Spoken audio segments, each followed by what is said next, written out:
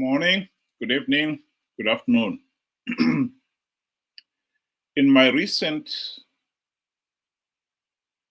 video, I addressed the issue of Nelson Chamisa coming out of his sabbatical with the usual promise or all signs, indications that he's going to restart a new party, just as he did when he started Triple C, and they participated in the 2023 elections, where he conned people into believing Triple C was going to win big by lying to them that he had plugged all the vote-rigging loopholes,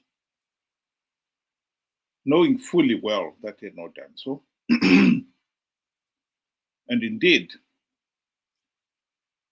as soon as the results were out, it was clear that Zanu Pf had blatantly rigged those elections.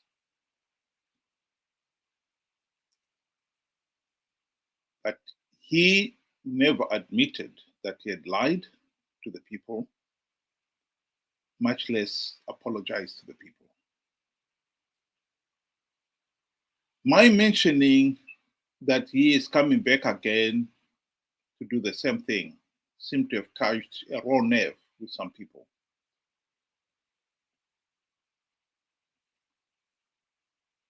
Why? I know why.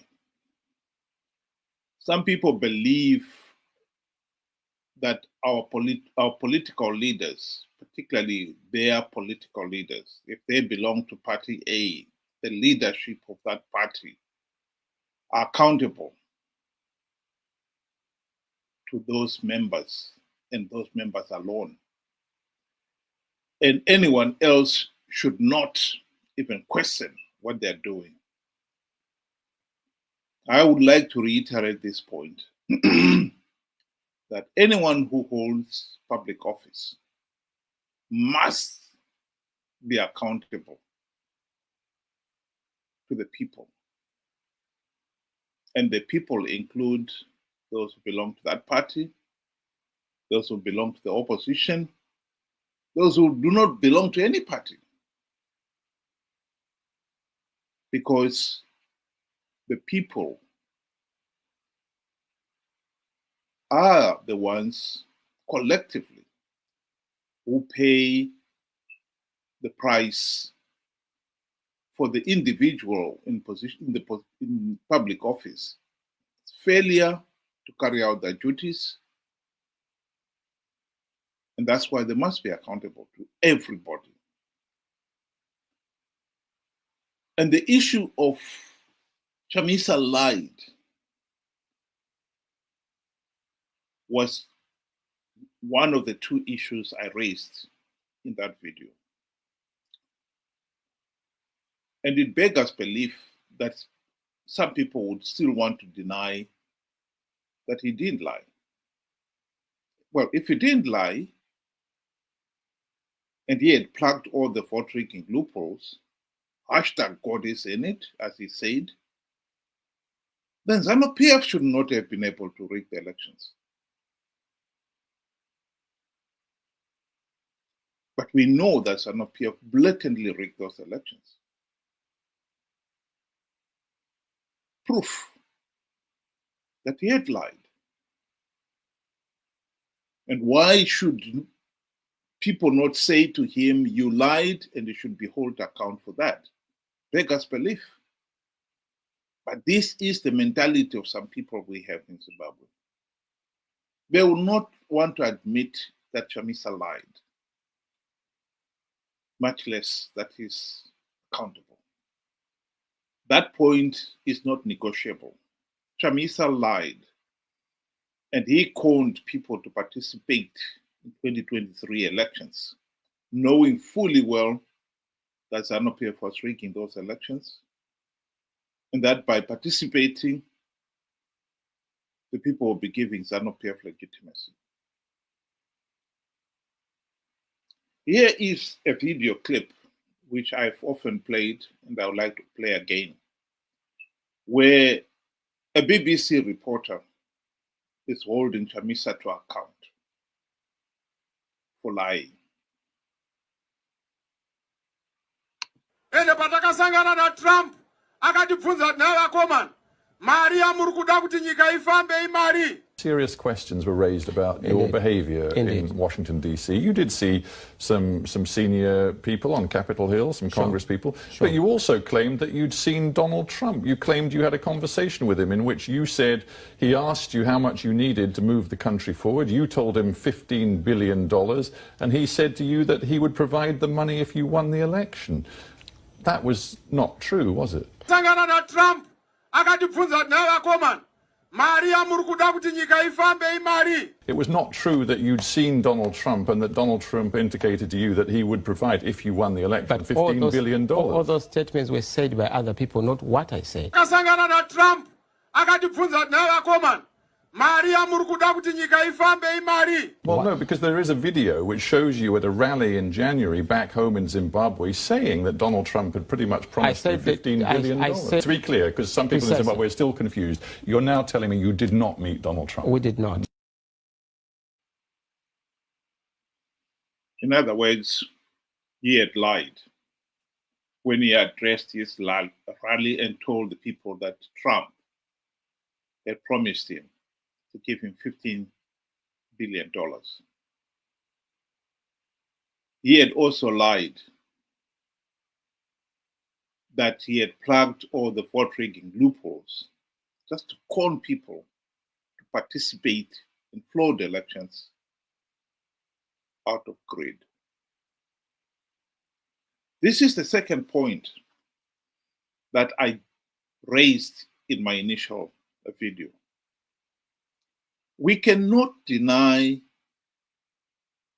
CCC leaders, Chamisa and his friends, his greed. They've been participating in these flawed elections, knowing fully well that the process is flawed, knowing fully well that by participating, they give Zanu Pf legitimacy. This is a point that we cannot run away from. And why some people want that swept under the carpet beggars belief. Here is Margaret Dongo speaking to that very issue of CCC leaders participating in the flawed elections last year out of greed.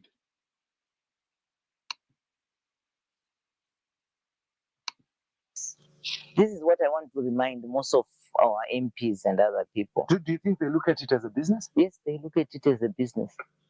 Because they look at it as a business seriously. Because the moment they go, business and employment creation. Because if they go to parliament, you are employed.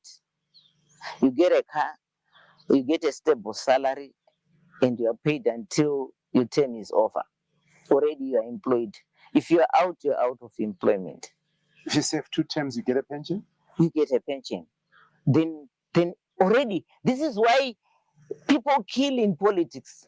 They kill to be in parliament. This is why we have violence in this country. Because there is no employment. The only employment which is there is in politics. There is no other outside employment. So for them, a very good example is, look at what happened to CCC, the CCC party. Have a look. When they lost, when they said they were rigged, what I expected from them, I expected all parliamentarians to say, we are not going to go to participate in a rigged system. And we are not going to sit in a rigged parliament. Because the elections have been rigged. So all of us were not going to parliament. Imagine what could have happened. We could have gone into new elections. There's no way Zanu Pf was going to roll alone. You think so? Yes. Do they care? Caring or not caring, the public would have forced them because the majority of the people would want representation in parliament.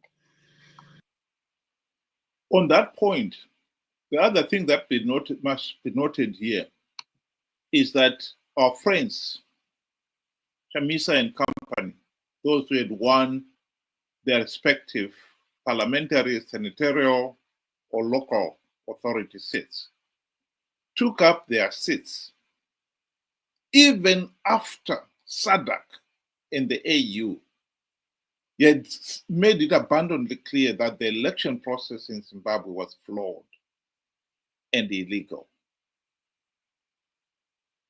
What they did by accepting, taking up their gravy train seats, was to undermine SADC. Because what they said is, well, in those elections, in those areas where they had won, those were liberated zones. In other words, in those areas, elections were free, fair, and credible. Which is nonsense, of course. For instance, one of the reasons why SADC and the AU said those elections were flawed was because there was no verified voters roll. And we also know from the work of such groups as Team Pachedu that the electoral, the voters roll was in shambles.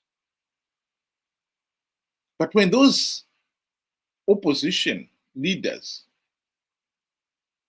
came out and said in their areas there were liberated zones, the elections were free, fair, and credible, what did you expect SADC to do? SADC could not deny Zanu Pf political legitimacy when the opposition had taken up their seats, when nearly 2 million opposition supporters had participated in the flawed elections. Those nearly 2 million people participated out of ignorance. They were conned. Chamisa made them believe that Triple C was going to win big because he had plugged all the vote-rigging loopholes.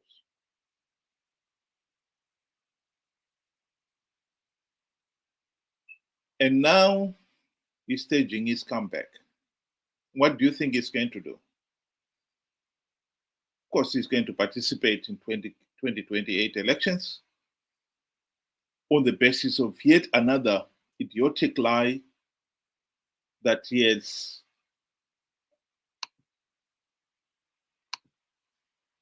that he is going to win rigged elections. And so SADC, even if they should come out with yet another report condemning the process, they will not be in a position to deny Zanu Pf legitimacy. I think this is the number one issue the country is facing today. After 44 years of rigged elections, we have to put an end to this madness. We can put an end to this madness by standing up and saying enough is enough. That is what we should be looking at here. And in this particular case, that is what I am looking at. And when I addressed that point, those apologists, Triple C supporters, Chamisa Chete supporters, I touched a raw nerve. They cannot accept the reality that they can be held, or Chamisa can be held to account. They don't want that. But it is not what they want. I believe it's high time we looked at what the country wants. The idea that we can repeat this madness come 2028 is an outrage. We cannot stop Zanu Pf holding the 2028 elections. And indeed, the party is very pleased to see the opposition participating, knowing fully well that by participating, they are only giving Zanu Pf legitimacy. They will happily take that. We are not going to stop Chamisa and company participating, and indeed conning people to participate,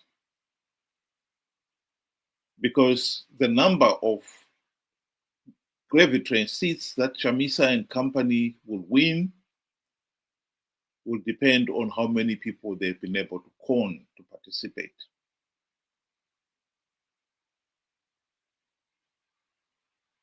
And so Chamisa will come out very strongly that this time he has a solution. He is going to win the elections in 2028. Our task is to make sure that those Chamisa Chete brigade are told the truth, that Chamisa is lying to them, that Chamisa is conning them to participate in flawed elections only to give Zanu Pf political legitimacy out of greed. That message must be hammered home. And we must be relentless in driving home that message. We will not stop all the Chamisa Chete brigade participating, but one can hope that we will reduce the number of those participating significantly to deny Zanu Pf political legitimacy and put an end to this madness, this insanity of participating in flawed elections to perpetuate the dictatorship. That is the message. And I believe that will remain the number one message between now and 2028 elections. That is the holy grail